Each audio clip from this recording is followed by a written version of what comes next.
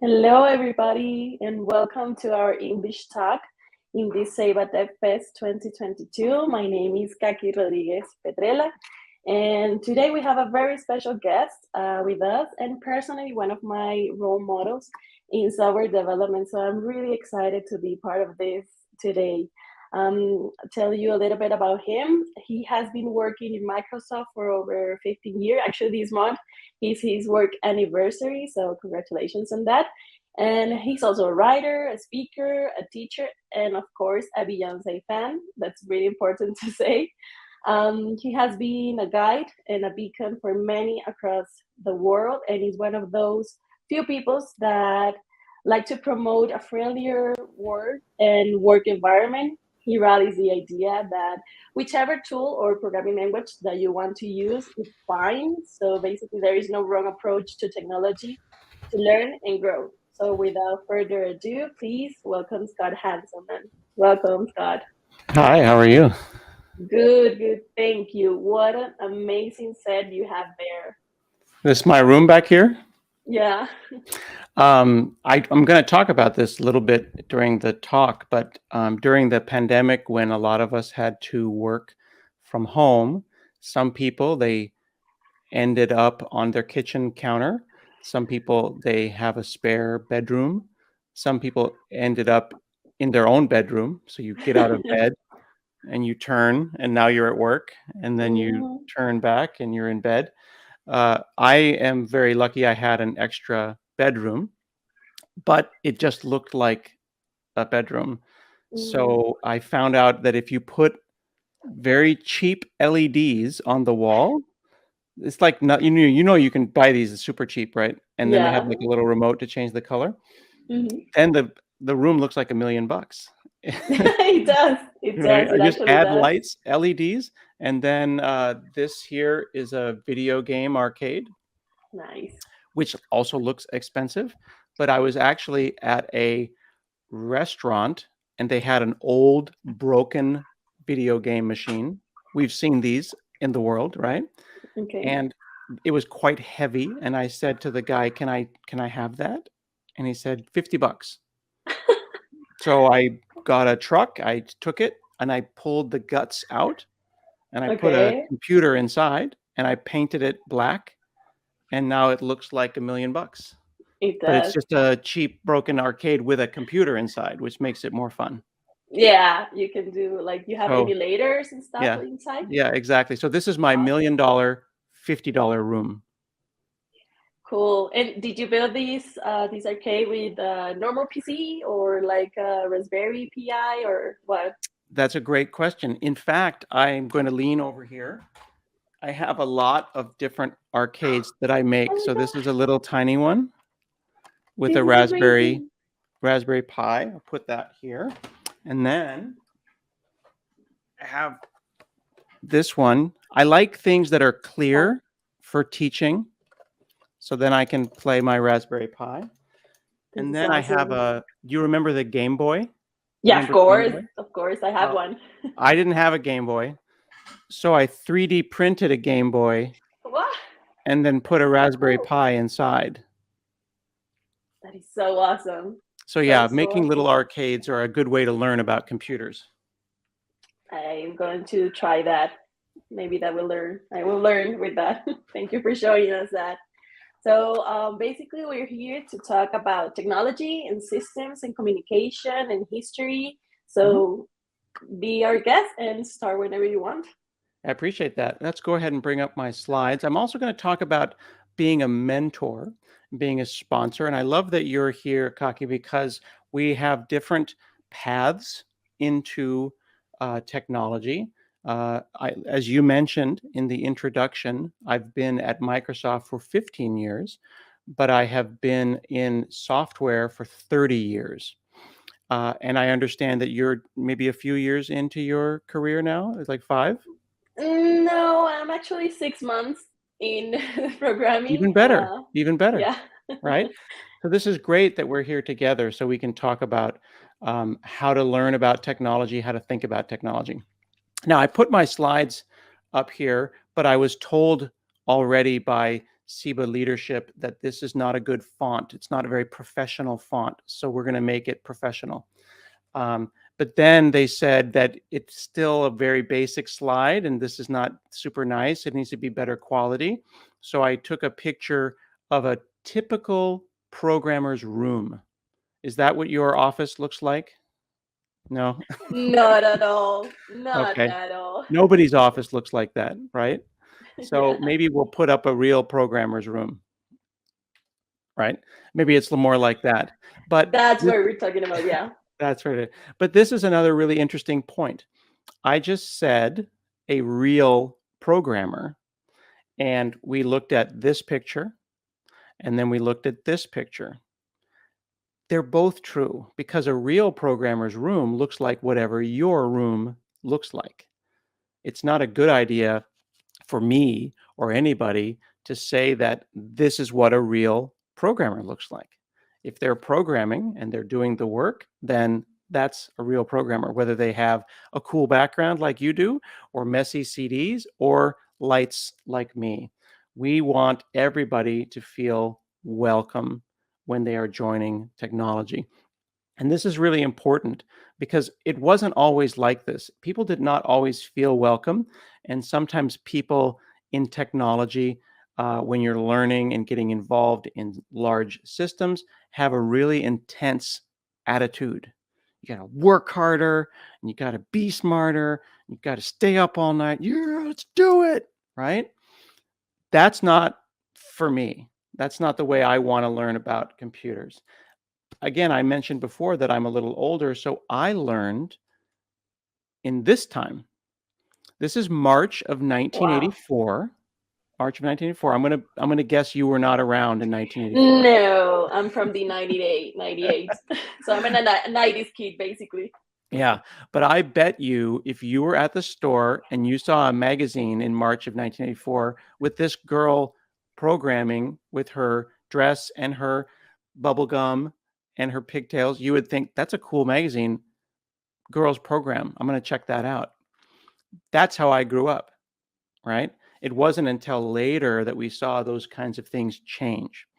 And then in the US, where I'm at, we have conversations about diversity and inclusion, but sometimes they're not really good conversations because it's always focused directly on color.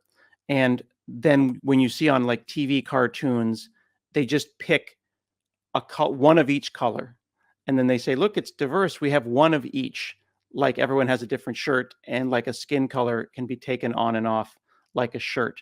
But we learn when we spend time in technology that it's really about all the things that make our identities. One of the things that you may not know about me, Kaki, is that I'm diabetic. I have diabetes, and I have some medical implants. So on my Mm-hmm. arm, I have a Bluetooth battery and a needle, and I have some tubes that come in me, and I have an insulin pump. So that doesn't really affect my work until it does. It can make it hard to travel, or my sugar can go low. So I try to be really honest about that and visible about that. So here is my Xbox avatar. And I actually made an Xbox Wow. avatar with the implant on it so other little kids can have their Xbox person look like them, just as if I had a robot arm or That is whatever. so awesome. Everybody's different. How And that, did you do that? yeah. So it's like an Xbox marketplace and people can buy it for $1 and then I give the money to research. Oh, that's so awesome. Yeah. Oh And my God. one time I was presenting on stage and showed my implant, and afterwards a person came up to me and said, "My son was diagnosed with diabetes, and I was worried they would not be able to have a job." Mm. And I was like, "Well, why not?" I was like, "I've never seen anyone with diabetes doing hard work." And here I was on stage having sugar problems and dealing with it. And they felt very inspired by that. So that's really important for everyone to see themselves in a system of programmers as a real programmer. Yeah, I think you did like a open source code for this system, for the diabetes Yeah, system that you can check on your phone and your I have watch. worked on systems before that look like this that will show you Wow. your blood sugar online. And I actually have an API, a REST API, because when I go and do my coding in something like Windows Terminal, here's my Windows Terminal. Let's go to a GitHub branch here. So I just changed a directory to a particular project, and you can see the version of .NET. You can see the name of the branch, and you can see my blood sugar Wow. at the same That time. So is, that's a real-time blood sugar system because I need to be thinking about this while I'm working. of course. So computers are flexible enough that I can make them work the way I want them to work. So this number will update over the day as I'm moving around within my application. That updates. Isn't that cool? And this is a trend line. So I have a REST API for my own body. That is amazing. And we can do, of course, all that with heart rates and oxygen levels and all that kind of stuff. So Yep. it's pretty awesome that we can see it right now. So thank you very And much for sharing that. in the chat, Luis Robles just said, "Is that connected to Oh My Posh?" It is, in fact, connected to Oh My Posh, which is the name of that tool, Oh My Posh, that allows me to talk directly to my system. And the reason that I show folks things like this, and why I think it's so great that we talked about, the arcades at the beginning, is to see how all of these things are interconnected. Right? You can do anything. It's just like Lego bricks or woodworking, squishing them together. It's not as hard as we think it is. And it's important to note that, look at this quote here. Let's read this quote. Knowledge is power, and it tends to be hoarded, like, hoarding coins and keeping, like they were saying in the chat, SIBA coins, but like you hoard something, you like keep it to yourself. Yeah. Experts rarely want people to understand what they do, and they generally enjoy putting people down. That Yes, sounds like too. Twitter in 2022, right? Yeah, it But look does. at the date. What's the date of this? 1974. Oh my God. So So there was we haven't always a changed. time when computer people were excited about learning computers, and then as soon as they learn it, they turn around and they say, "Get out. I know stuff. You don't know stuff." We don't like that. I don't know the word in Spanish for this, but the word in English is gatekeepers. They stand at the gate and they prevent someone from opening the gate, or they're at the club, like a bouncer. Yeah, in Spanish, it's more like portero, maybe. You can say portero. Yeah, like a The people, doorman. that doorman, yeah. Right, exactly. Jose says vigilantes.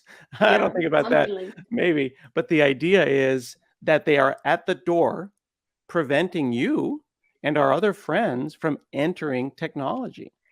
Because yeah. the social system, corrientes, vigilantes, centinelas, sentinels, love these words, excellent.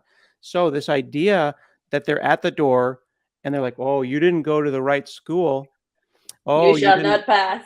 you shall not," there you go, You "you shall shall not not pass. pass." It's exactly right Oh from Lord God. of the Rings. I love it. And we, the SIBA community, the folks on the call, nice people in tech, we need to stop these folks because tech is for everybody. We don't want to keep people out because they didn't use the language I wanted them to use, whether it be C or C++ or C sharp or English or Spanish or Chinese or whatever. Everybody is welcome. So I'm trying to send a message to encourage people to share their energy and to put out good work. And one of the things that I talk about, and I'm going to talk about, is don't waste your keystrokes. I'll talk about that in a second. I Okay. want people to share their experiences in a positive and kind way. And you put that energy out into the system, And when you do that, it will come back to you. Okay. And that's super important to understand, that putting out good energy will bring back good energy. And thinking about the system is important. I also want to point out to our friends, as they know, this is live. We want your questions. I'm trying to speak proper English I'm sorry, my Spanish is bad, but you can ask questions in both English and Spanish, and we will get you an answer. So definitely keep our questions coming in the comments.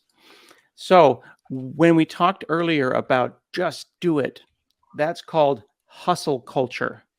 Hustling is like when you hustle and you're like, oh, I need you to go faster. Okay, I'm hustling, right? Like And under pressure and under keep pressure, it's doing. intense.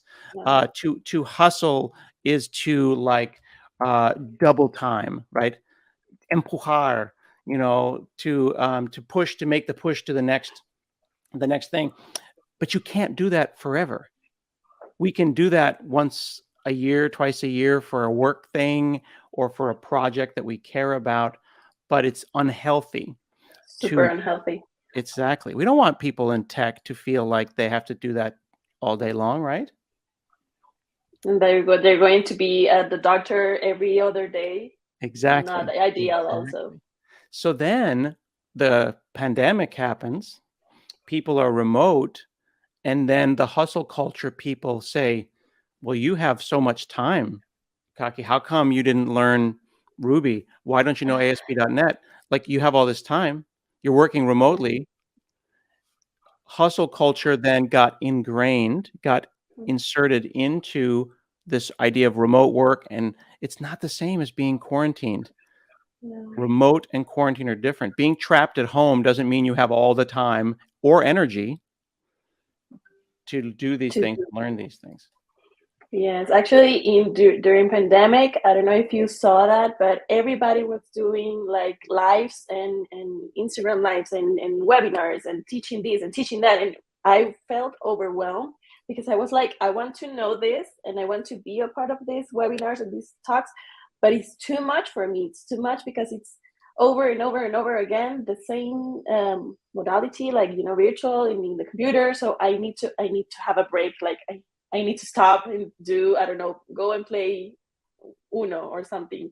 Yeah, It's complicated, really, in that part. exactly. So Luis in the chat says, how do we find that balance when a manager wants to squeeze this ounce of time? That's a problem from the top. That's where you need to feel comfortable saying no, but your boss has to make a space where Mhm. you feel okay to say no, right? Exactly. Because if Have you those difficult conversations with the other. Yeah. exactly, exactly. And we're feeling this pressure to overwork. And then at the end of the day, there's this thing called revenge nighttime procrastination. Wow, what is that? I have never heard about that. Okay, so let's see if we can translate this into a Spanish because it's going to be really funny. Procrastination. Google is going to be bad at this. It's like Venganza, procrastinación nocturna. Ooh, that's pretty good. Feels good.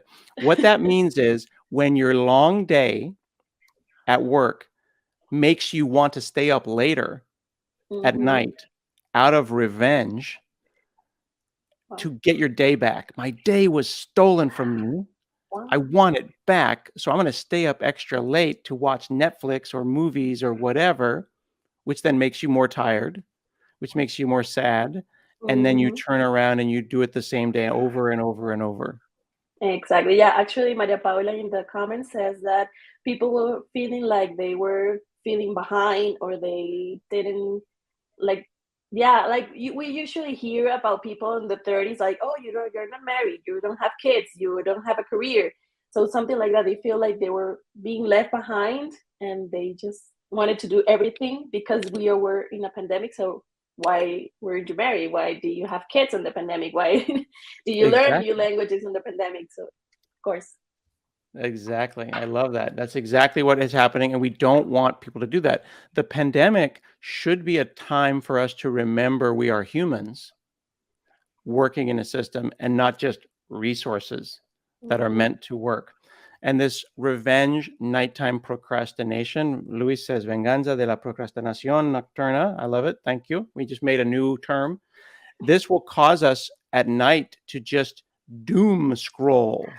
Oh God, I know about that. You know about doom scrolling? What's the Mhm. Spanish for doom scrolling? We don't have a word for that, I think. Desplazamiento de doom. Scrolling. What is a Mm, scrolling? yeah, Oh, scrolling is like, no, we don't have a word in Spanish for scrolling, like mover el dedo hacia oh, arriba. yeah. Yeah, Yeah. just And what is making the doom? Like movement. perdición, fatalidad, like Fatalidad. Yeah, we fatalidad. can say fatalidad. Yeah. So Your Spanish doom is scrolling. good. Mi español no es muy bueno, pero es una lengua, es un idioma muy difícil. Mi familia estamos aprendiendo español, pero los verbos y los tensos y los vocabularios, Yeah, I know. solamente por tacos for me. That's what I do. I use it for tacos. You know, I can order For food. That's what Spanish is for. You know what I mean? that's a great motive, That's it. actually. So the problem is, I go to the restaurant and they Mhm. say, you know, what do you want? And ¿qué puedo servirle? Tres tacos suaves con carne asada y pico de gallo y tomatillo verde y queso y lechuga para llevar. And they go, ¿hablas español? And I go, no. No. Yeah, I can understand. I Yeah. can relate to So that. so doom scrolling isn't healthy, and it just makes us feel bad. And this is important because you have to think that. Like when we think about it, when we learn this word doom scrolling, we think, wow, he's right. Okay. Now, what do we do about that? What do we do about that? How do we change that? Well, what we need to do is we need to be deliberate, intentional, and we need to go, wow, I don't feel good when I do that. I need to stop doing that. When I do revenge, nighttime procrastination, I need to figure out how to stop that. If my boss gives me more work than I can do in that system that I'm living in, how do I tell my boss, I can't do this? What I tend to do is I make a list of all the things on my plate. The boss adds a new one. I sort my things with the most impactful and the least Okay. impactful. And I say, hey, boss, which of these do you want me to not do? Because Mm, you just added one. You have to exactly. take one away, right? Prioritize, of course. And actually, we have a question from Jose Alfredo. He says, totally non related, but what do you think of this idea of a 10x engineer? That's a tough one. So a 10x engineer is this idea that someone is 10 times better than you and I because of their inherent internal like abilities. I think they exist, but they are way, way, way more rare than we think. Mm, Everybody thinks they're a 10x engineer. Everybody thinks that the smart guy or girl in the next office is a 10x engineer. And we use this term 10x engineer to make ourselves feel bad. We go, I'm never going to be a 10x like Kaki's so much better. I mean, why do I even bother? Stop thinking about 10x engineers. It's actually about the systems that the 10x engineer lives within.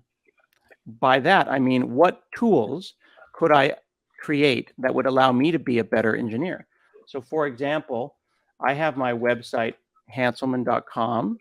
I have my podcast, Hansel Minutes.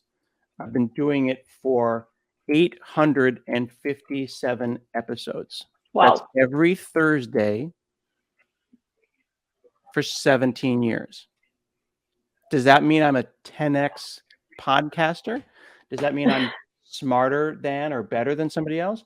No, what it really means is that I've set up a system to allow me to be successful with the least amount of effort. So I have an editor and I record the podcast. I put the file in a Dropbox and I go to Mhm. sleep. And I wake up the next day and the file appears edited.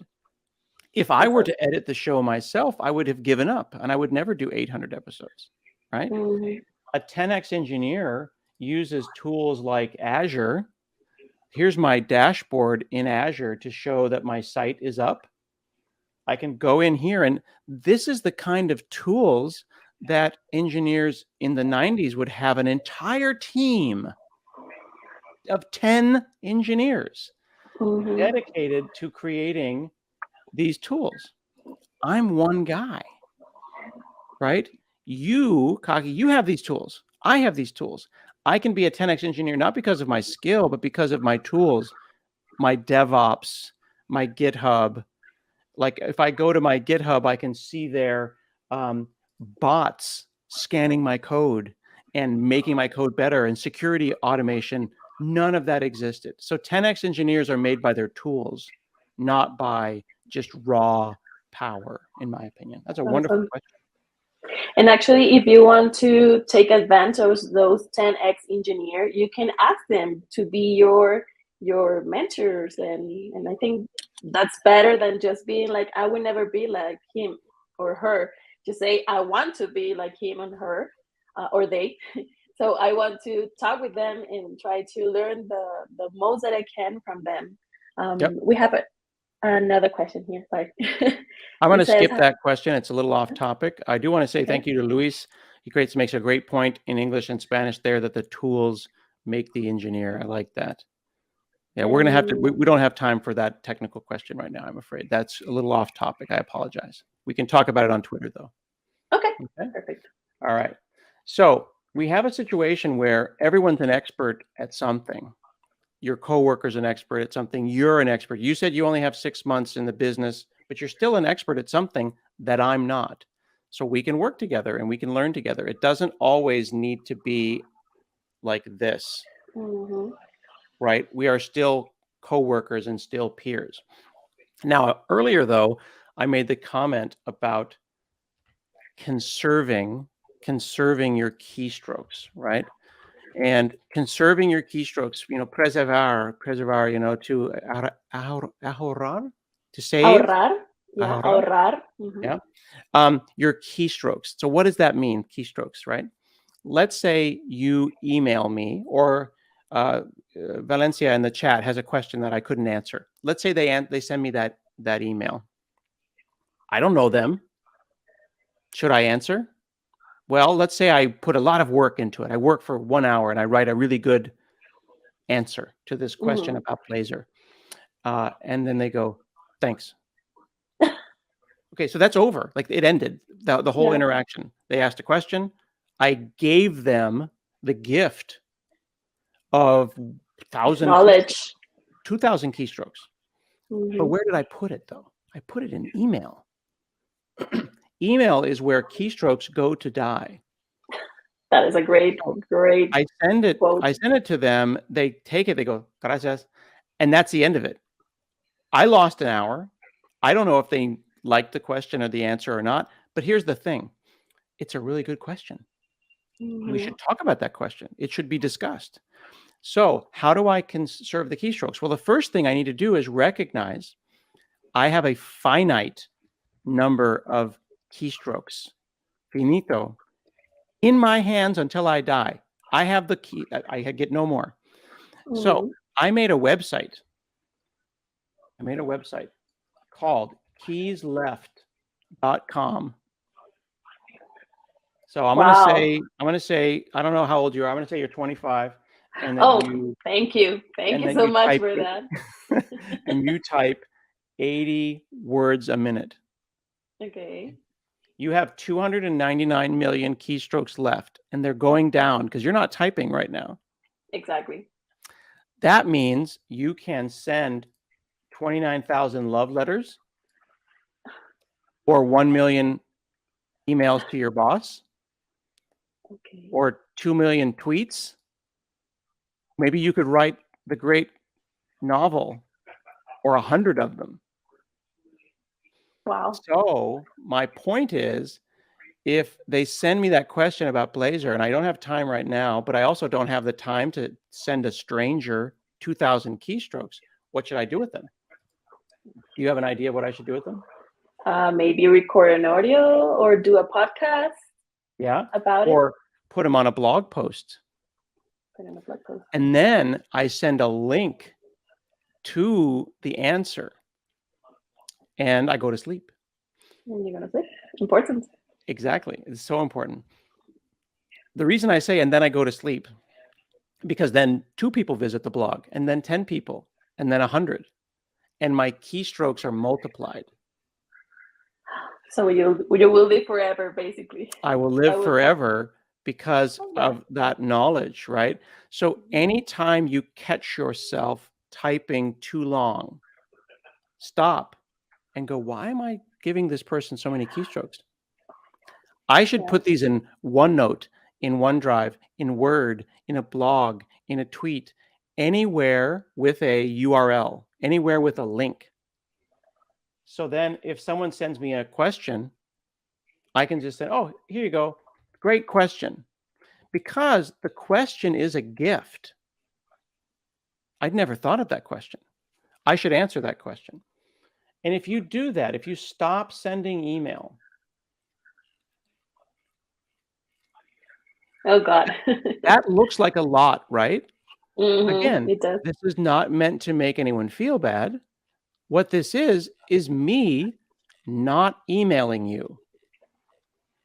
This seems like a lot. Oh my goodness. How does he find the time to blog? I don't. I just don't do emails, you see? Because if I took your emails, Kaki, it would look like this. We could scroll Mhm. infinitely through your emails, right? Yeah, So why exactly. don't you publish them? Why don't you publish them? Because I can go now and I can show people articles I wrote about teaching kids computers in 2013. I can go back and I can find articles I wrote in 2003 Wow. Of course, you about have been doing this for a lot of time. Visual Basic 6 in 2003 and go to sleep. So the reason that I make keys left, and you can go and check that out and put in your own age and stuff, is you can understand that we're all amateurs. We're just learning. There's no professionals. Let's put all of our knowledge out there into the system to share. I want to see blogs and posts and videos and TikToks and podcasts from all of our friends on the chat. It's keysleft.com, right? Keysleft.com. Okay, perfect. So that will help me publish it. Thank you. Perfect. Yeah. Does that make sense? Yeah, it totally does. I haven't seen it like that before. It's mind blowing, actually. I'm glad. That makes me happy. People don't think about how they operate in a larger system. And being good at computers is understanding how your program exists in a system, in sistemas. And when we think about how engineers work together, like you and I might say I have 20 years experience or 30 years experience, and I could use that as a weapon to make you feel bad. You say something and I go, yeah, I have 20 years experience. That's not good. That's not good. I don't Here's know. the thing though. You don't know which of those years that I have were unique. Maybe it was the same year 20 times. Maybe Okay, I'm just okay. doing the same stuff, not learning, running the same program, working on the same team. I'm not growing and learning. You see the Just like difference? a robot, like mechanic, doing the same thing over and over and over, and not Exactly. taking advantage of the technology that you have on hand. You Yeah. can have access to all of this. This might be a good thing for me to translate into Spanish sometime to ask, do you have 20 years experience or the same year 20 times? It's such an interesting way of thinking about things. During the pandemic, and about 4 years ago, and the pandemic happened, my family and I went to learn Taekwondo, martial arts. Okay. Hmm. And we got our black belts. And we all got them at the same time. It was a very long process, 4 years, 5 years. We got our black belts. So I started feeling like now I'm ready. Now I can kick someone's butt, right? Don't mess with me. Don't mess with me. I'm a black belt, right? Okay. Well, the black belt level, I'm a first Dan, Dan, first Dan black belt in Taekwondo. My Mm, teacher, my master, is a ninth Dan. nice. He's been doing it since 1965, What? right? So he's been doing Taekwondo at the black belt level longer than I've been alive. Yeah, somebody's calling you Scott Van Damme. So when I became a black belt, I'm like, now I have arrived. I have achieved something. And my master said, well, no, now the work starts. Now So you know the basis. now you know the basics. I love that. You figured it out right away. A black belt doesn't mean you're awesome. It means you know the basics. So Mm-hmm. when I have 20 years experience, when you have your 20 years anniversary and we come back to celebrate you at 20 years, we'll say, Yeah. congratulations, Kaki. Now you know the basics. Oh my God, 20 years. And that's super important. But Yeah. that's important though, because it is humility Mm-hmm. to be humble. Do you know who this guy is? No, I have. Okay. I do not know. Sorry. That's okay. This gentleman, his name is Tim Berners-Lee. He's a knight of the British Empire. So now he's Sir Tim Oh. Berners-Lee. He invented the web, the World Wide Web. Oh, okay. Yeah. I So should know that. before Tim Berners-Lee, there was no World Wide Web. There was an internet, but you couldn't surf the web. There was no HTML. There was no HTTP. One of the things I love about Tim Berners-Lee is you notice he didn't put senior. 15 years. He Yeah. didn't put el. He didn't put the, right? You see the difference between having a title that says web developer, you know what I mean, as opposed to like el developer de The web, you know what I 20 mean? Like, year. Yeah. right. There's only one guy. He made it. He's modest because the web is bigger than he is, right? So it's really important for us to remember that you're never too old to get good advice. I need mentors too. Our senior friends on the chat, on the call here, maybe they should find a young person to mentor them in Kubernetes. Mm-hmm. All the things I learned in my degrees, all the languages I learned, all the operating systems I learned, they're all dead. They don't Mm-hmm. exist anymore. .NET, JavaScript, none of those things existed when I started. Yeah, you're right. So Actually, it's always about always learning. It's always about learning. And for you, you're new, but you're not too new to share your experiences. You're here now, right? You're working, you're giving talks, you're learning. Everyone needs to understand that this relationship between the seniors and the juniors, the early in career and the later in career, needs to be a healthy one. mm-hmm. So I don't know the words in Spanish for this one. Mentorship and sponsorship. I know mentorship is a thing, right? Yeah. And But sponsorship could be like patrocinador, but there you mostly go. patrocinador is more like with money, and but you can say patrocinador of time, Yep. patrocinador de Right. tiempo. So mentoring is more like mentoría, and Mm-hmm. sponsorship is more like being a patron of someone. So Yeah, we have a term here in Ceiba that we call each other hadas madrinas, like fairy godmother. So oh it's yeah, more like that. Mm-hmm. that's great. That's a really great point, because the fairy godmother or fairy godfather will not just give advice, but they'll push you forward and give you opportunities, right? Mm-hmm. Yeah, patrocino, that's a good point. So a mentor helps you with your strengths, they give you advice, but a sponsor gives you opportunities and makes luck, creates luck. And this idea of creating luck is super interesting, because you can invent luck, you can create it, you can make your own luck. Luck is being prepared plus opportunity. Exactly. Yeah. Yeah. Does My that father resonate? always says that, like the connection point between Yep. the The opportunity and the intersection. The knowledge. intersection. Exactly. Yeah, Yeah. yeah, yeah. And this is super important, because there are many of us and many folks on the chat who have the knowledge, they have done the work, they are ready to go, but they just need an opportunity. So it's on the senior, it's on the boss to make those opportunities, to present them.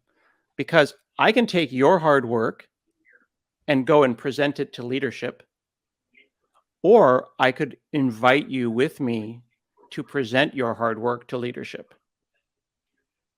You see the That's difference? better. Yeah. Better. It's better.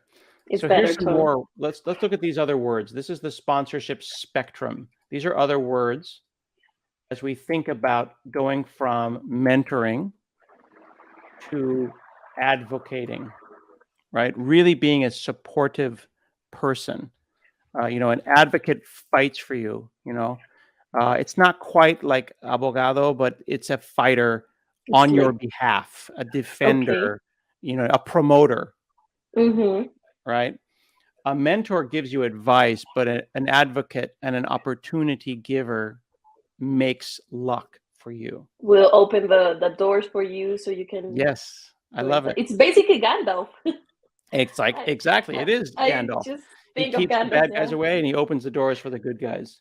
Exactly. I love that. Excellent. How much time do we have? Are we doing okay on time?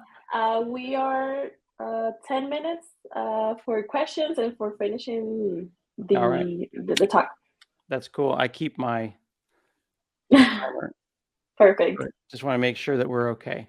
I hope that folks are enjoying this. Reminder, of course, in the chat, you can give us questions in English or in Spanish. Keep it coming. It makes us happy to know that you're here, that this is live. This is not recorded. Super important to know that stuff. They Now, want when to know you if we go, can be here like 2 hours just listening or all day just listening to you. yeah, that's very kind. So, when you are getting your mentor or finding your mentor, sometimes people think it's like a marriage or a relationship. It doesn't have to happen forever. It can be in a phases. So you can mentor someone for like 1 month. You can say, I'm looking for a mentor for Kubernetes, or I'm looking for a mentor for cloud. And then when I understand it, then we break up, and that's okay. It's healthy. It doesn't have Exactly. to be awkward. Does that make sense?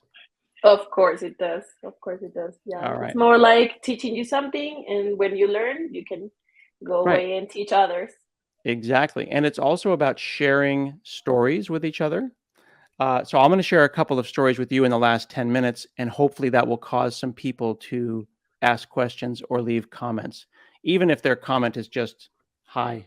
That lets us know that we're not alone today. Okay. Okay, All right. perfect. Um, do you ever do you know what a Swiss Army knife is? Do you have these? Yes. Yes, I Right. do. Right. Right.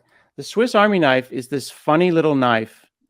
And what's funny about the Swiss Army knife is it's really not very good. Yeah, you're You right. know what I mean? Like I have like the scissors. I don't know if they're going to cut anything other than a small thread. Hmm. It's for Sometimes in my tiny things. exactly. Sometimes in my career though, I feel like a Swiss Army knife. The reason is that when you need some scissors, you need some scissors. Hmm. And when you need a toothpick, you got a toothpick. You know what I mean? Or if you really need tweezers. So I try to be that person for my team. I recognize I'm not an expert. I'm not a great pair of scissors, but I'm the pair of scissors that you can get today. You know what I mean? But the focus, though, as engineers and for yourself, I give you some advice. Make sure you're at least a good knife. Don't skimp on the basics. Okay. Don't skimp. Skimp. What's skimp? Like don't Escatima? Escatima? escatimar, Yeah, maybe. Yeah. escatima, right? Make sure that the knife is good. So for you, we use this term, the T, the letter T, the shape of a T is the shape that you should be as a developer. The top part of the T is broad. It knows a little bit about a lot. And then the bottom part of the T goes deep and learns Perfect. deep stuff. So what's the thing you're going to learn? If you're a mobile dev, be good at mobile dev. You can know a little bit about web and cloud, but be a good mobile dev. For me, I went deep on the web. I can make apps, I can make iPhone apps and Android apps, but if you want deep, for me, that's the web. So be a developer whose skills are the shape of the letter T. Perfect. Actually, Hamilton has a question here. He says, like, have you ever deal with the frustration of wanting to know everything and not being able to know everything, of course? Yeah, Or that's how a do great you? question.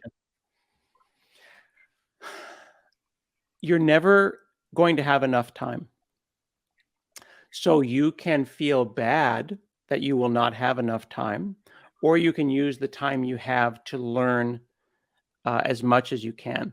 But you have to know when to stop. Okay. Right now, I'm actually in the process of fixing a very old computer. It's called a Commodore 64. I'll show you what a Wow. picture You of this. have a Commodore. That's amazing. Do you remember this computer? You're probably too young. Yeah, I'm too young, but I have seen it in pictures. Okay. So here's what happened. I am working on this computer, and I had a small problem with this machine. Here's my TikTok, and I am looking around at the board, and I'm wondering, why is it I don't know this stuff? And I'm feeling guilty. I'm feeling bad. I should know more. I should be better at this. And in fact, where did I have it fail? One of these videos, it actually burst into flames. Here Oh it my is. God. So like I'm working on the thing. I turn it on. Look, the fire. Mm-hmm. Oh So it's God. starting to smoke, starting to feel really bad. So then I start learning about soldering and voltage and amperage, and I'm a web developer, Kaki.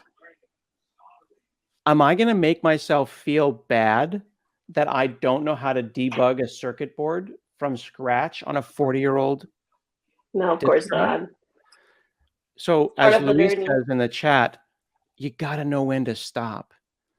So let's say you want to learn Python tomorrow. Make a list. What do you need to know?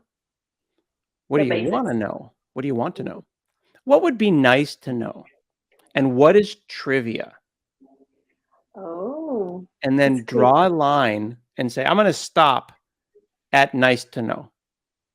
So Correct. I freaked out and I saw the smoke. I went online. I learned about how to fix it.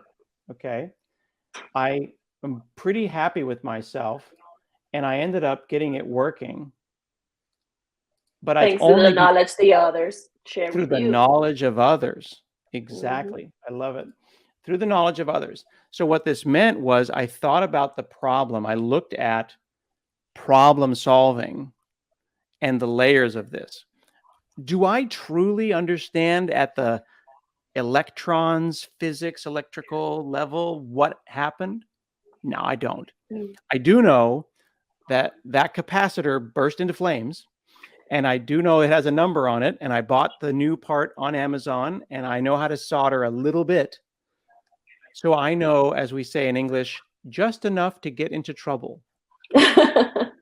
Okay, perfect. But I'm not going We, to beat myself up that I don't know everything.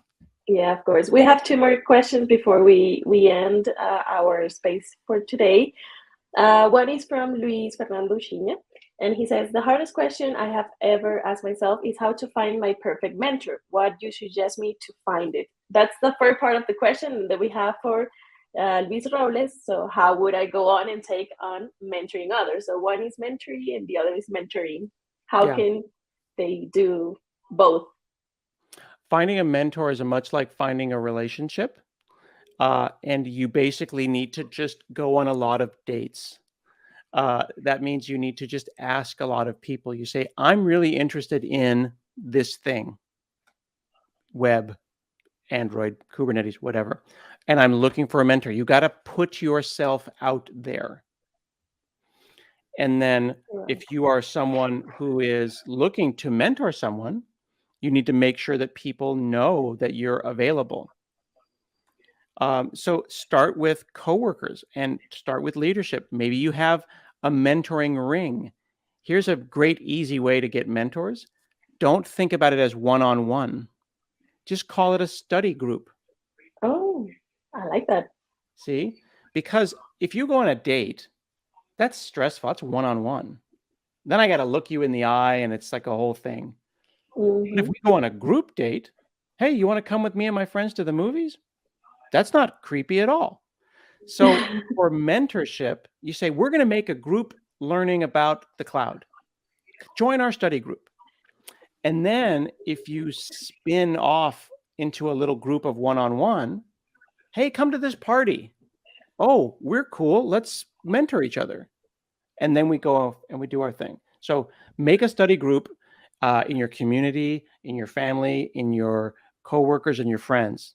Meet regularly and have a plan, have an agenda. Today, we're going to talk about scaling websites. Today, we're going to talk about HTML. This is not a social club. We're here to learn.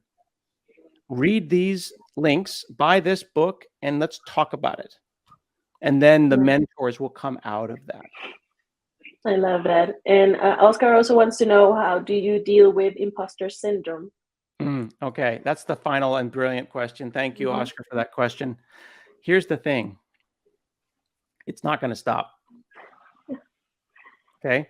I had imposter syndrome. I just showed you. I got that computer working, and I feel I may have cheated. Why? Because you search for information, or why? Exactly, because I didn't do it by myself. I'm an imposter. I'm telling everyone, I fixed this computer. I'm amazing. No, I got lucky, maybe. I don't know. But it's better that I have humble attitude about it. So accept it, acknowledge it, know that it is a thing, and it's okay. Talk about it. I have imposter syndrome. I've had it forever. I'll leave you with this. Share my screen again, and I'll show you a little something funny. You search for phony. You know, is that a word in Spanish? No. How you do say phony in Spanish? Like falso? Impostor. Falso? Yeah. A phony is an imposter, a fake. I wrote about this in 2011, how I was feeling like a phony, fake person. And then everyone else said, me too. I was phony as well.